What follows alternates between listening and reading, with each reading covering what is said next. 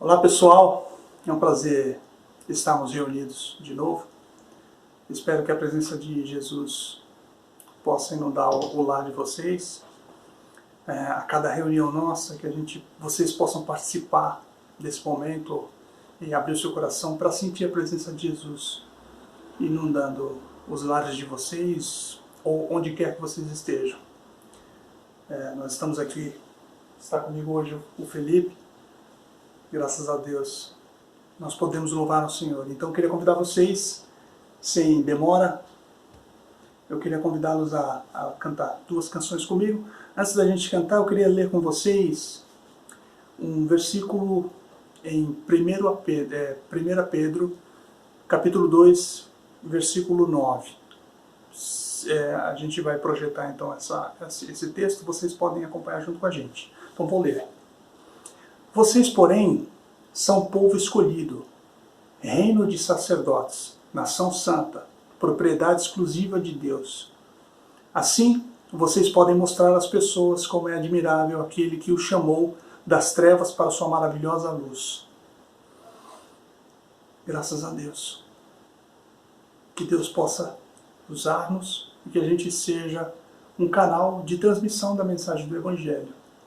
Nós somos a nação santa, a propriedade exclusiva de Deus, o reino de sacerdotes.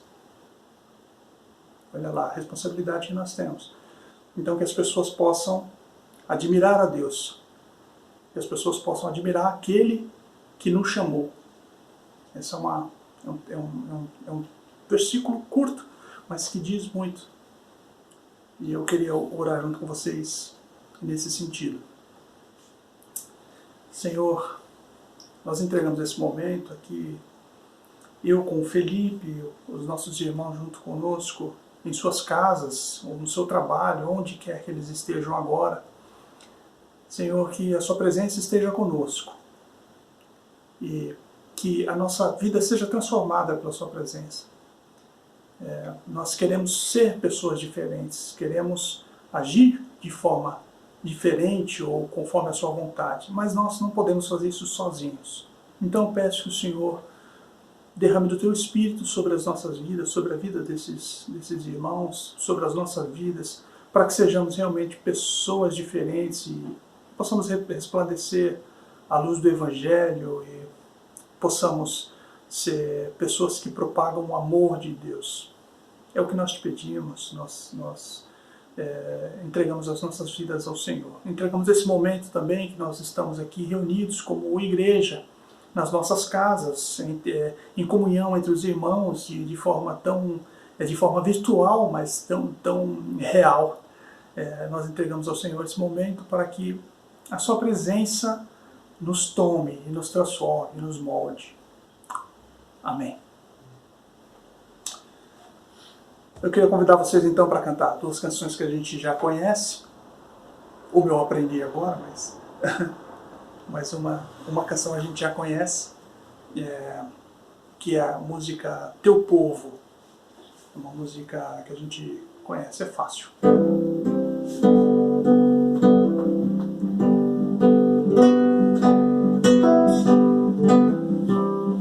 É o teu povo aqui presente, todos numa só voz, declarando que só tu és grande, exaltando teu doce nome, pelo amor, pela cruz, por teu Filho Jesus, pois és santo, sim, és digno de louvor e de ser adorado. És bondoso, Pai querido, dentre todas as coisas, tu és verdadeiro, Senhor.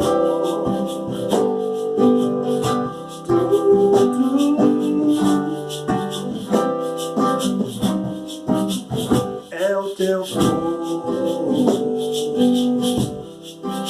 aqui presente,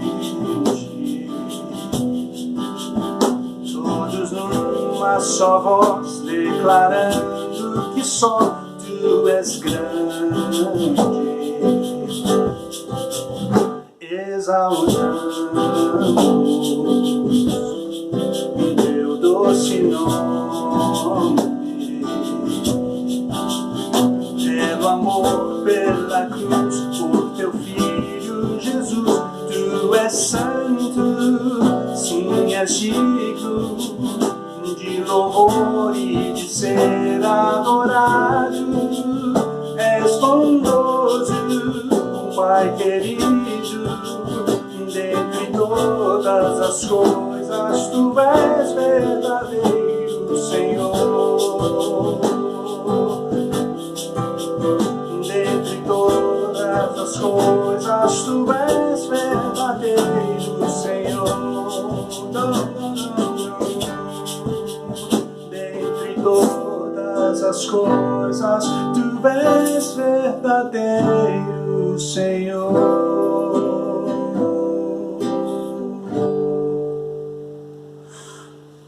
Amém. Graças a Deus que a verdade do Evangelho nos tome, que dentre todas as coisas Ele seja a coisa verdadeira em nossa vida. Muitas vezes a gente vive de situações irreais ou de narrativos que a gente cria na nossa mente sobre o que é certo e errado, e deixamos o Senhor de lado. E desejamos, requisitamos que as coisas sejam conforme a gente queria que fosse, mas deixamos o Senhor de lado. Mas que dentre todas as coisas Ele seja a única coisa verdadeira, porque assim Ele faz viva todas as outras coisas. Queria convidar vocês então para cantar essa outra canção comigo.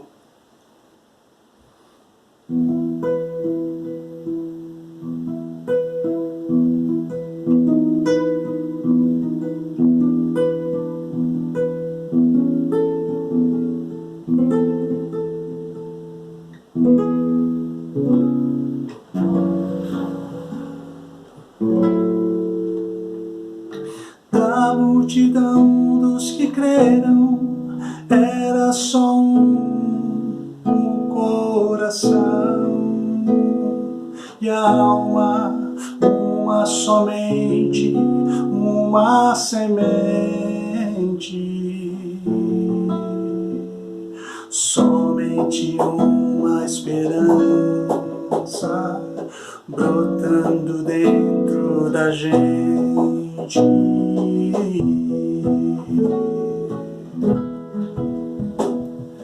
Nosso era o pão cada dia, nosso era o vinho, santa folia. O que se parte, reparte a própria vida. Galho ligado à parreira, vida em comum verdadeira.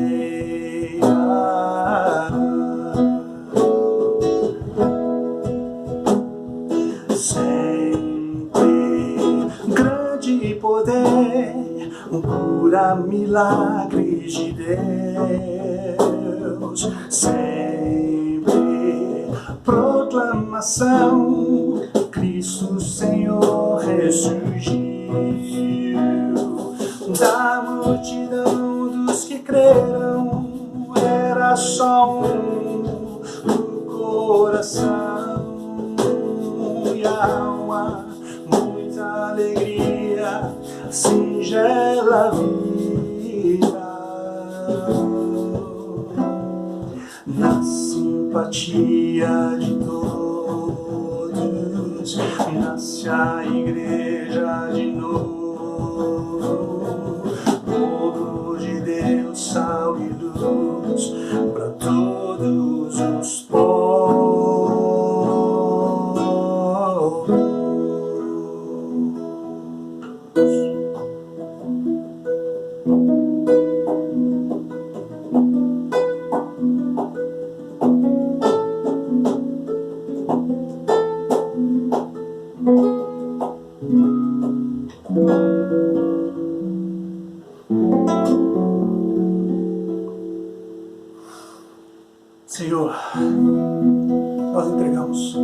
nosso momento de louvor a Ti, acreditando que o Senhor nos faça ressurgir ou renascer todos os dias como um novo ser, uma pessoa diferente, nascidos do Teu Espírito.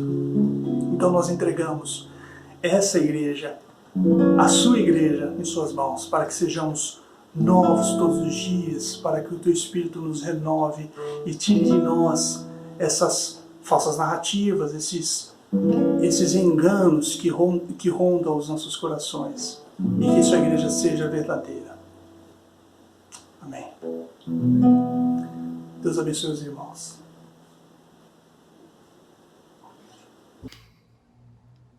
Olá pessoal, tudo bem? Mais uma vez estamos aí online, virtualmente, sem poder estar fisicamente presentes uns com os outros, mas dando graças a Deus poder contar com a tecnologia que nos aproxima nessa hora, né? E a minha oração é para que, onde quer que você esteja, com quem quer que você esteja, a presença de Jesus aí com você, através de você, em você, possa te abençoar nesses momentos onde a gente vai estar meditando juntos uma mensagem que Deus tem colocado no meu coração. Quero orar com você nesse momento. Pai, obrigado mais uma vez o dia, o dom da nossa vida. Obrigado às bênçãos e cuidados que o Senhor tem tido conosco, mesmo em meio a esses tempos difíceis. Nós te agradecemos pela tua presença conosco, mesmo distantes fisicamente. Sabemos que teu Espírito nos une, em nome de Jesus, pelo teu reino, na sua causa. E a gente quer pedir para que a sua presença em nós agora fale aos nossos corações, nos desafie, nos enche de esperança, assim como o Senhor sempre tem feito ao longo da história humana. Esse é o nosso pedido, com toda a nossa gratidão, e a gente faz ele em nome de Jesus. Amém. Bom, se você não aguenta mais ouvir falar de pandemia, de isolamento, quarentena, afastamento social, notícias do Ministério de Saúde, notícias aqui da nossa cidade, enfim. Se você está cansado desse tempo de confinamento, desse tempo de afastamento, isso significa que você, assim como eu e como muitas outras pessoas, né, está entrando aí na segunda fase dessa quarentena, né? É um tempo onde as piadinhas do WhatsApp já diminuíram, né? O nível de estresse aumenta, o cansaço aumenta, a vontade de querer sair de casa aumenta, os conflitos em casa pelo muito tempo juntos, num tempo estressante, sem poder aí, às vezes, fazer aquela atividade que te relaxa, que te acalma. Isso aumenta os conflitos, né? Aumenta a dificuldade de estar junto, de estar confinado.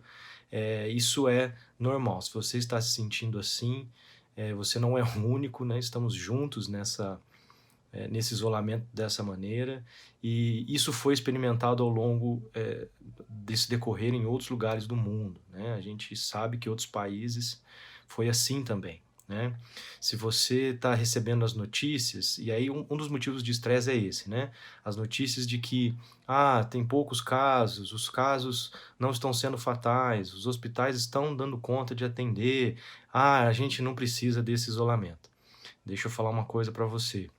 Mantenha aí o seu espírito fortalecido, porque se estamos tendo notícias de poucos casos fatais, dos hospitais dando conta de atender, é porque o nosso isolamento está dando certo, tá? Lembra que lá no comecinho a gente falou que o objetivo desse afastamento era justamente achatar o pico de contágio, né? E achatar o pico de contágio é fazer com que esse pico se alongue num período maior de tempo.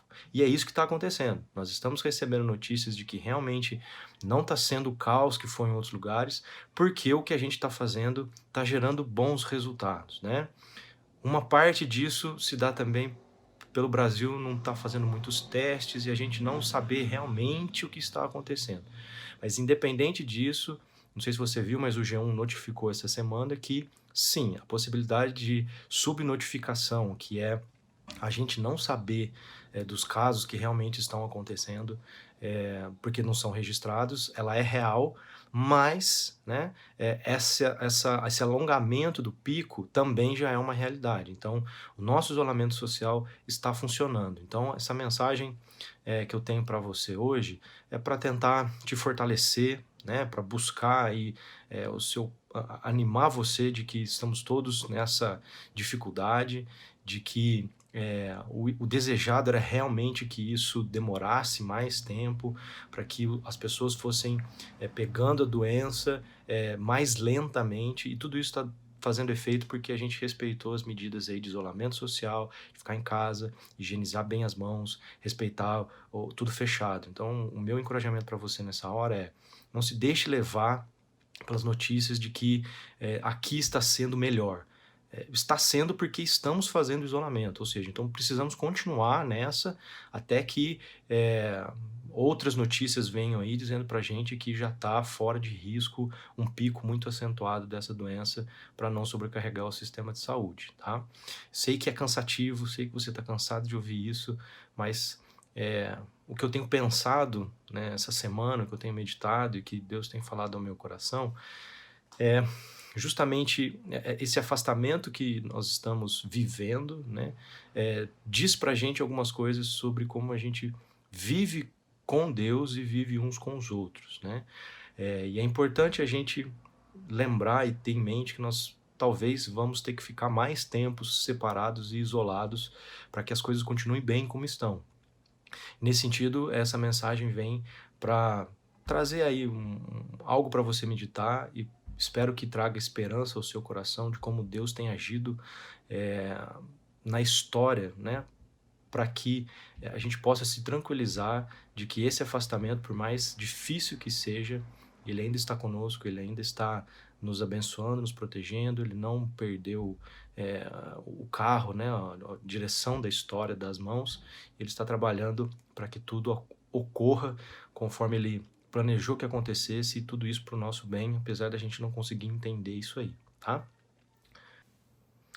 Em vários lugares, a gente tem visto as igrejas buscando meios, né, de se manter conectados ou em contato utilizando os meios virtuais, né? Nós estamos fazendo isso, tentando aí de alguma maneira preservar o que a gente faz nos nossos encontros aos domingos, de forma virtual, para que a gente tenha e mantenha esse contato, né? Então, a gente tem visto várias igrejas fazendo isso, buscando essas alternativas de estarem juntas mesmo fisicamente separadas. E a minha mensagem de hoje para você vem nesse sentido de... Eu recebi essa semana um cartoon, né, pelo WhatsApp, provavelmente você recebeu também, né, de Satanás dizendo assim: olha só, eu fechei várias igrejas com essa pandemia, com o Covid. E aí Deus falando: você fechou, mas eu abri várias em diversas casas. A piada e o humor ali sempre tem lugar na nossa vida, não é? Eu ri com essa charge. Mas ela, infelizmente, mostra pra gente como que muitas pessoas ainda vê essa questão de para a igreja ser igreja, ela tem que se encontrar num lugar, num templo, num determinado dia da semana ou no domingo, né? Então, é como se Deus tivesse aberto várias igrejas nas casas das pessoas só por causa dessa pandemia, ou só por causa desse afastamento social. E a minha mensagem de hoje para você é justamente no sentido contrário disso aí, de que a ideia de Deus foi que todos os lares fossem igrejas desde sempre, não por causa do nosso isolamento social, mas porque o plano e a ideia dele foi essa.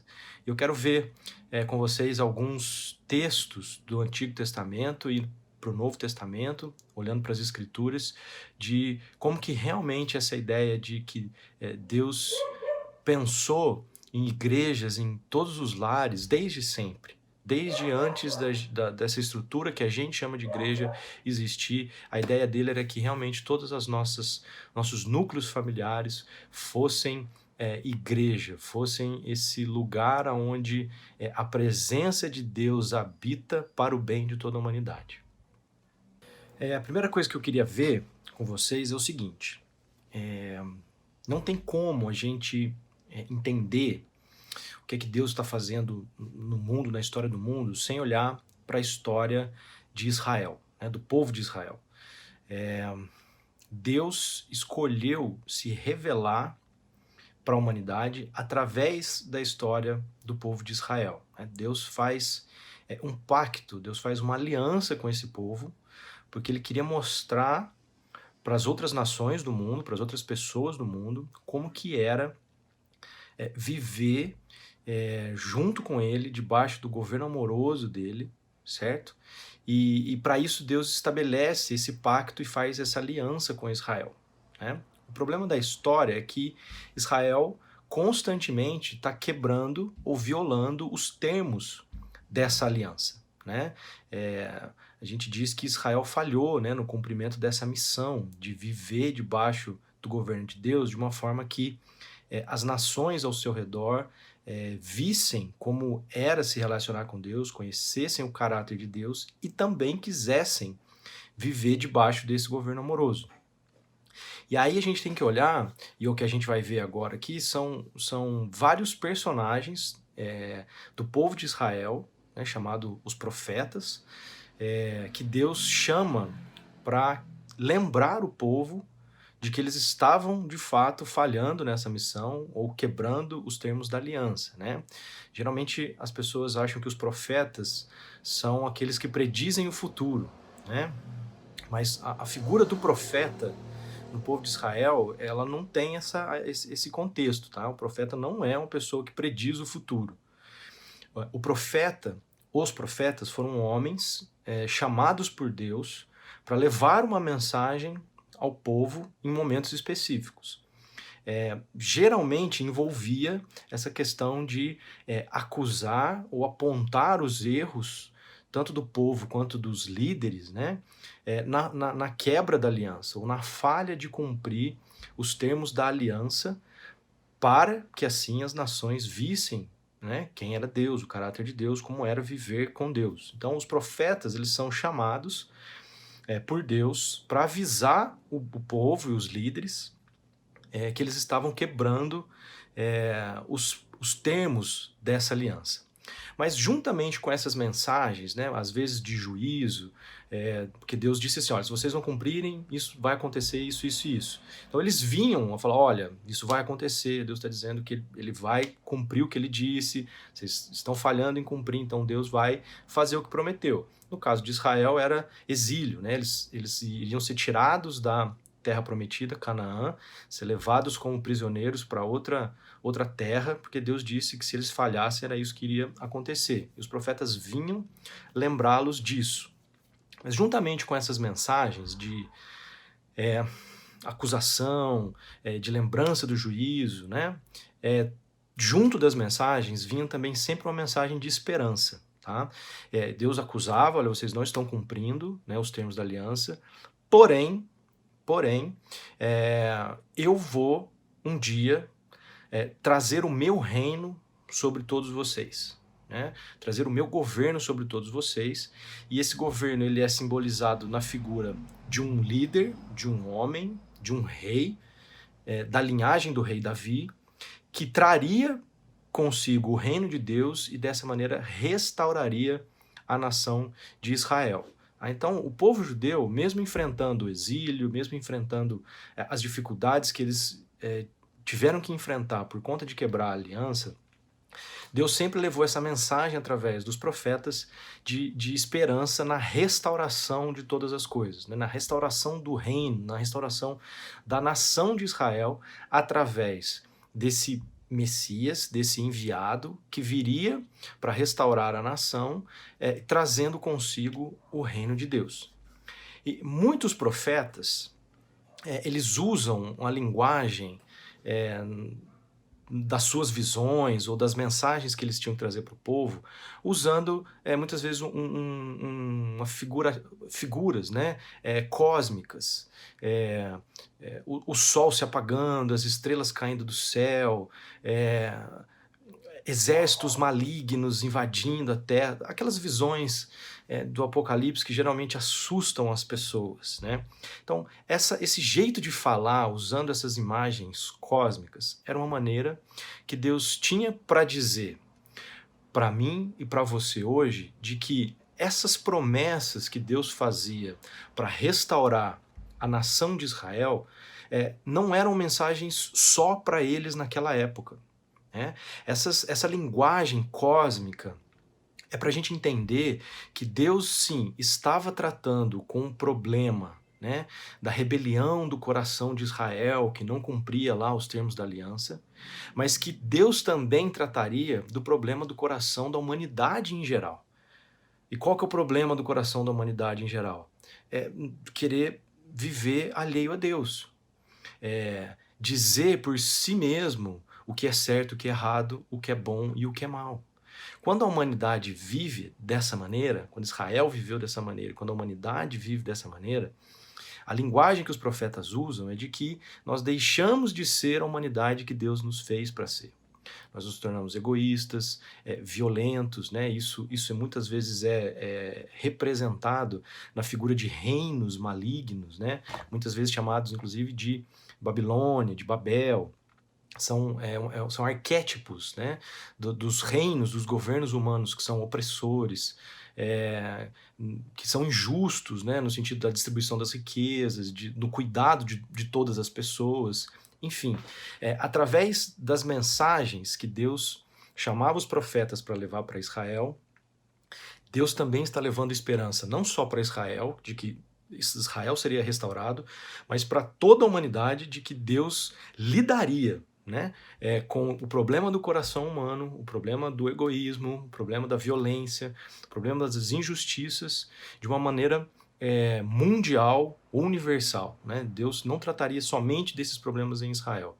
Então, a restauração que Deus promete para Israel, Deus também promete para o mundo todo, né? Por isso que os profetas usam essa linguagem mais simbólica, para a gente entender que essas promessas, né, do reino, do Messias, não era somente para Israel, mas era para nós hoje também. E nós vamos ver o quanto que isso é importante porque a gente está passando e está vivendo hoje. Então, por exemplo, a gente tem nas mensagens dos profetas toda essa linguagem do que Deus iria fazer na humanidade, né? A gente tem, por exemplo, o profeta Daniel. O profeta Daniel, quando ele interpreta o sonho do rei Nabucodonosor sobre aquela estátua, né? Ele vê uma estátua grande de vários materiais e Daniel interpreta como cada pedaço da estátua sendo os reinos da terra e de que uma rocha viria e derrubaria esses reinos e dessa rocha uma montanha iria se formar. Ele está dizendo justamente de que os reinos ímpios, né, os reinos humanos que vivem fora desse relacionamento com Deus, que por si só definem o que é certo, errado, o que é bom e o que é mal, esses reinos seriam... Deus haveria de acabar com esse reinado, trazendo o seu próprio reino através da figura do Filho do Homem, né? A outra visão de Daniel paralela a esse sonho do Nabucodonosor, né? Então ele usa essa figura dos reinos da terra sendo derrubados pelo reino de Deus. Nós temos o profeta Isaías dizendo para nós de que essa pedra, essa rocha, o homem que viria para derrubar os reinos, né, é chamado de servo sofredor.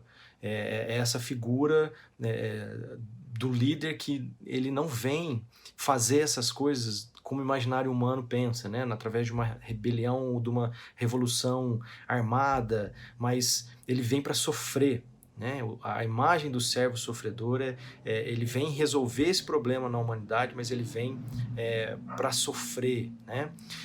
O profeta Ezequiel, ele tem aquela visão do vale dos ossos secos, né? E os ossos secos, após receber o Espírito de Deus, eles voltam a ter vida.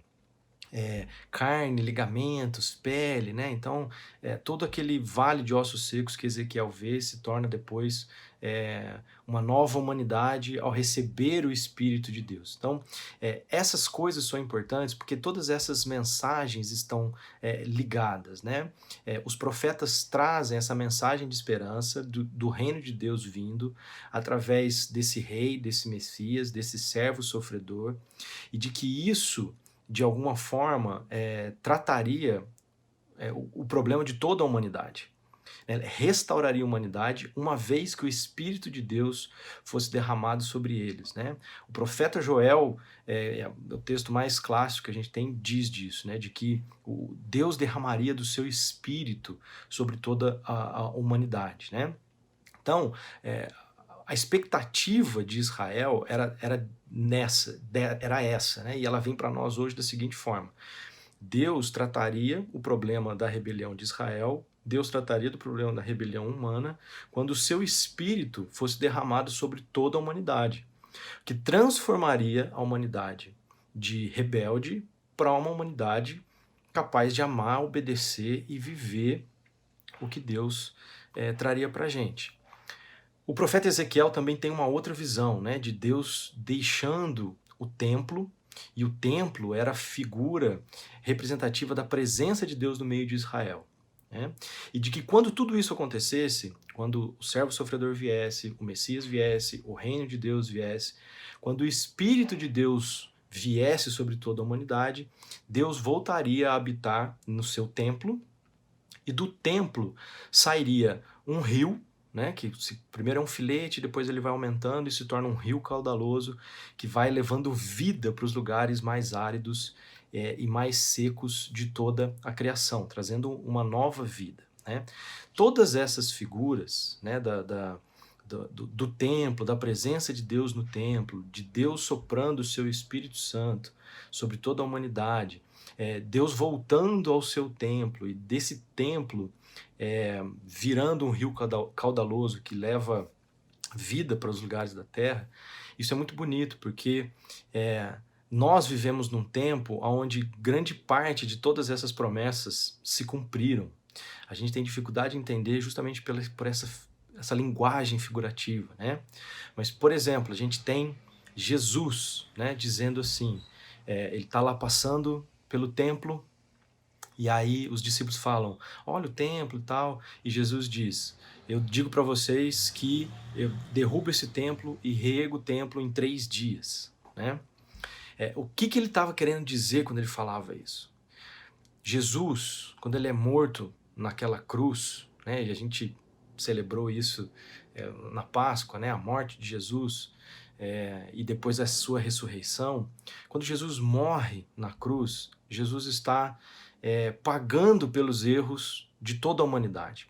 Primeiro de Israel, pela falha em cumprir os termos da aliança, mas isso não fica só em Israel, porque, lembra, as promessas de restauração para Israel, de trazer o reino de Deus, do Espírito de Deus vir sobre toda a humanidade, elas não são só para Israel, elas são para todos nós. Então Jesus está lidando com o problema no coração de toda a humanidade, porque Jesus está se oferecendo para morrer no lugar de todos nós por causa dos erros que cometemos, por causa dessa nosso desejo de viver sem Deus, de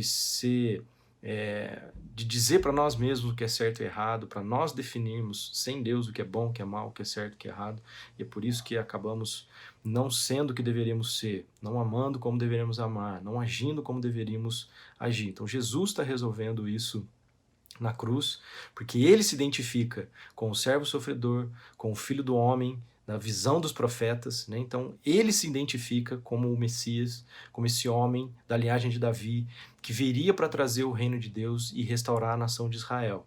Mas junto com essas promessas, a gente tem as promessas da restauração de toda a humanidade. quando o Espírito de Deus vier sobre toda a humanidade, quando o templo for restaurado, quando Deus voltar a habitar esse novo templo restaurado, do qual vai sair o rio que vai levar vida para todos os lugares, né? E aí a gente tem, né, no Evangelho de João, Jesus conversando com os seus discípulos na Santa Ceia, e ele diz: é necessário que isso tudo aconteça, porque eu vou enviar para vocês um outro Consolador que vai estar com vocês, que vai lembrar vocês do juízo, dos erros, de tudo que eu ensinei. E aí Jesus morre naquela cruz, ele ressuscita depois de 3 dias, e é uma referência àquela fala de Jesus: eu vou derrubar esse templo e eu vou construir um novo templo. E naquela fala de Jesus ali em João, no capítulo 14, Jesus diz assim: vocês não podem ir comigo para onde eu estou indo. E onde ele estava indo era para a cruz, porque eu estou indo preparar para vocês um lugar, porque na casa do meu Deus, na casa do meu Pai, tem muitas moradas. E muitas pessoas acham que Deus está falando que Jesus está dizendo que ele está indo para o céu, preparar um lugar no céu para a gente ir morar. Mas não. O que Jesus está querendo dizer é que ele está indo preparar um lugar para as pessoas, onde as pessoas podem habitar com Deus. Então Jesus está indo para a cruz preparar lugar para as pessoas habitarem com Deus. Quando Jesus diz: estou destruindo esse templo e reerguendo em 3 dias, ele está fazendo uma referência à sua ressurreição. Quando Jesus ressuscita, ele é o primeiro de uma nova humanidade, né? De uma humanidade que agora é livre para amar a Deus através da presença dele em nós. Presença essa que ele enviaria com o Espírito Santo. Então, depois que ele ressuscita, depois de 40 dias que Jesus ressuscita,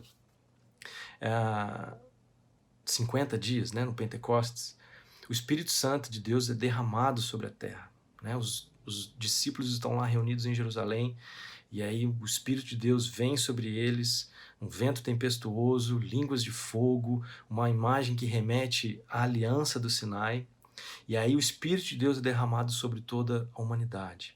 Jesus diz que o corpo dele era o novo templo, então Jesus ressurreto é o templo de Deus, isso é estendido a toda a humanidade, e aí nós entendemos que as moradas que Jesus foi preparar somos nós. Nós somos as muitas moradas da casa de Deus, porque o Espírito de Deus vem habitar naqueles que entendem que Jesus é essa figura desse Messias que deu a sua vida por nós para restaurar o reino de Deus. Então, o novo templo que Ezequiel vê somos nós. Nós somos a habitação de Deus. Então, Deus vem habitar em nós. Da nossa vida fluem rios de água viva. Jesus conversa com a mulher samaritana no poço. Eu tenho uma água para te oferecer que se você beber, e quem beber dela se torna um rio a jorrar para toda a eternidade. Uma referência àquela visão de Ezequiel do rio que sai do templo, vira um filetinho de água e vira um rio caudaloso que leva a vida para os lugares áridos de toda a terra. E com isso eu quero deixar um último texto de Pedro, né? Pedro dizendo que Deus escolheu para si um povo, sacerdócio real, né? Sacerdotes reais. Nós todos somos um povo de sacerdotes. Com tudo isso, queridos, a mensagem que eu quero deixar para vocês é essa. O templo de Deus hoje não é aonde a gente se reúne no domingo. O templo de Deus, e que Jesus faz a referência, eu vou derrubar e levantar em 3 dias, é a nossa vida, é o nosso corpo, é o lugar onde Deus habita, e nós temos livre acesso a Deus pelo que Jesus fez naquela cruz. O Espírito de Deus restaura não só o mundo, mas restaura a minha vida, né, me devolvendo essa capacidade de amar a Deus em primeiro lugar, o próximo como a mim mesmo, a obedecer os termos da aliança que Deus deixou para a gente, para que a nossa vida, debaixo do governo amoroso de Deus, revele para as outras pessoas o caráter desse Deus e quem Ele é. Dessa forma, nós nos tornamos rios de água viva que levam vida para lugares áridos e secos, né, de vida de pessoas sem sentido, sem propósito, que a morte parece o final dessa existência. Então, a nossa vida, amando a Deus, amando ao próximo, nos sacrificando uns pelos outros. É isso que faz de nós o templo, a habitação de Deus, a presença de Deus no mundo. Nesse sentido, sendo todos nós que recebemos o Espírito de Deus, que aceitamos Jesus como nosso Senhor e Salvador, nós somos a igreja presente no mundo hoje. Sempre fomos assim. Não só quando a gente está reunido no domingo, fazendo as nossas atividades corriqueiras, mas nesse sentido, na nossa casa, no nosso lar, no nosso trabalho, nós sempre somos igreja. Hoje, estando fisicamente separados, mais do que nunca, isso tem que ficar vivo no nosso coração, nessa certeza. Nós não precisamos, e eu não estou minimizando os nossos encontros, não estou tirando a importância dos nossos encontros aos domingos, dos cultos que fazemos, mas nós somos isso dentro de casa. Tá? Então, não foi com a pandemia do Covid-19 que Deus abriu uma igreja em todos os lares. Deus abriu uma igreja em todos os lares quando Jesus ressuscitou, derramou do Espírito de Deus sobre toda a humanidade. Ali, Deus começou realmente a fazer igreja em todos os lares. Né? Então, disso tudo vem a importância, e aí eu quero deixar esse desafio para vocês que estão em casa, como que vocês têm vivido isso? No sentido de, vocês têm separado um momento da vida de vocês, da rotina de vocês, para adorar a Deus, ouvindo cânticos, cantando cânticos, uma leitura bíblica, em família, tá? Um momento de meditação numa devocional, em família, tá? Ou você está dependendo desse meu vídeo, você está dependendo dos cultos online que você está assistindo, porque isso tudo, queridos, é bom, né? Eles nos ajudam a manter o nosso coração e o nosso espírito ligados em Deus, no que Ele está fazendo, mas eles não são os únicos recursos que nós temos. A minha palavra para você hoje é justamente essa. De tudo que Deus tem prometido para nós, da restauração de todas as coisas, nós, na nossa casa, na nossa família, onde a gente está, nós somos a presença de Deus no mundo. Então, tudo que nós fazemos no domingo, nós podemos fazer na nossa casa. Você não depende da figura do pastor, ou do líder de louvor, ou do professor de escola dominical, para que isso aconteça. Ah, pastor, mas eu não sei fazer. Sabe, querido? Sabe porque você nos viu fazendo. E a autoridade com que a gente faz isso nos nossos encontros, no lugar lá da igreja, no prédio da igreja aos domingos, você tem para fazer na sua casa.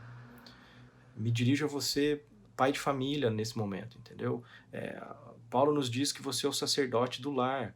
É uma figura, né? No contexto cultural de Paulo, essa responsabilidade recai sobre o homem.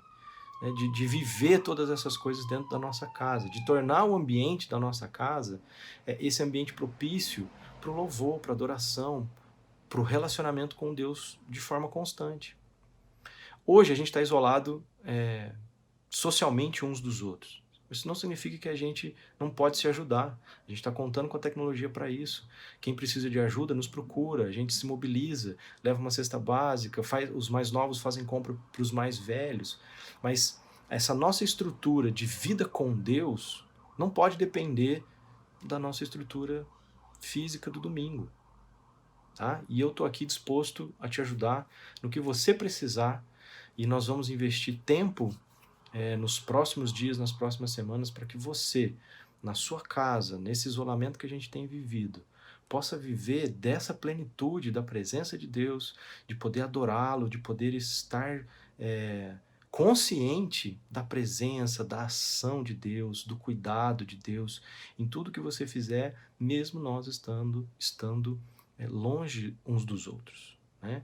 Deus nos restaurou para esse relacionamento com Ele. Nós temos a promessa da restauração de todas as coisas, porque se isso está sendo cumprido pelo derramamento do Seu Espírito, pelo nosso chamado a viver isso nos nossos lares, o que nós esperamos e o que nos traz esperança, e eu falei isso semana passada, é a restauração de todas as coisas, mesmo em meio a essa pandemia. Essa pandemia, Jesus já disse que elas iriam acontecer como sinal de que tudo isso que Jesus fez é verdade. Então, se nós vemos isso acontecer, é sinal de que Jesus nos preparou o lugar. Nós somos morada de Deus. O Espírito de Deus, como o profeta Joel profetizou, foi derramado sobre a humanidade. O novo templo de Deus não é os lugares que a gente se encontra no domingo. Somos nós. Nós somos a habitação de Deus. E uma vez reconectados com Deus através do que Jesus fez, nos tornamos rios de água viva para levar vida para os lugares mais secos desse mundo. No momento que a gente vive, os lugares mais secos às vezes é um vizinho que está precisando de ajuda. Às vezes é alguém que está passando necessidade porque é um comerciante informal e está passando dificuldade porque a atividade dele parou de funcionar pelo isolamento. Vamos acudir, vamos ajudar. Sempre dizendo o quê?